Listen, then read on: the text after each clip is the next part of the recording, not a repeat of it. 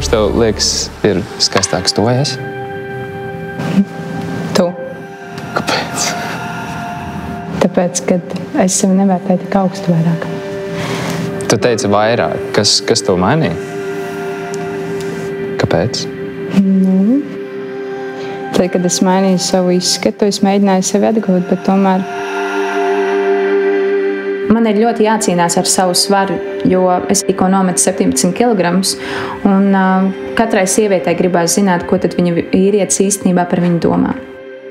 Vai tu domā, ka esmu pārāk resna? Lūdzu, atbildi godīgi. Nē. Pirms 4 mēnešiem?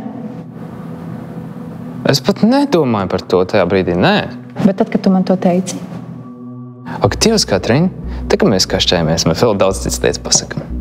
Bet tad tu to nedomāji nopietni? Bet to, ko es sevī galvā domāju un sajūtās, tas neatbilst tām brīda emocijām, vienkārši, ko es to pasaku. Tajā brīdī es vienkārši gribu uzvarēt cīņā. Tas vienkārši ir zini to, ka tev tā ir ļoti personīga lieta, uz ko tu ļoti satraucies. Un tu domā, ka es tā aizmirsīšu? Nē, es ielīdu tikko viņa galvā un sapratu, ka viņš to nedomāja personīgi. Bet tā vienkārši starp citu. Tu zini mani, ka es vienkārši pat aizmirstu strīdus pēc 5 minūtēm. Jā, bet es nē. Tāpēc es saku, es nevaru visu laiku iet pa priekšu un gaidīt, kad tu pienāks man klāt. Mums jāiet visiem kopā. Nu jā, tad varbūt mēs varētu darīt tā, ka es aizmirsīšu pagātni, bet tu nespļaus man sejā lietas, kuras man varētu būt sāpīgas. Skaties uzmanīgi un atceries katru vārdu, ko es tev tagad saku.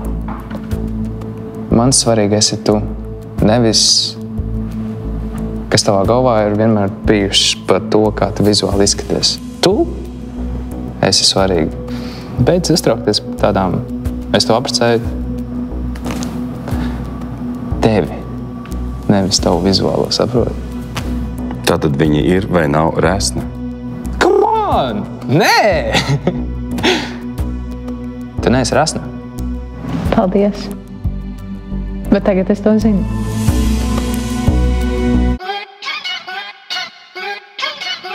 Visu raidījumu skaties STV1 un aplikācijā Shortcut.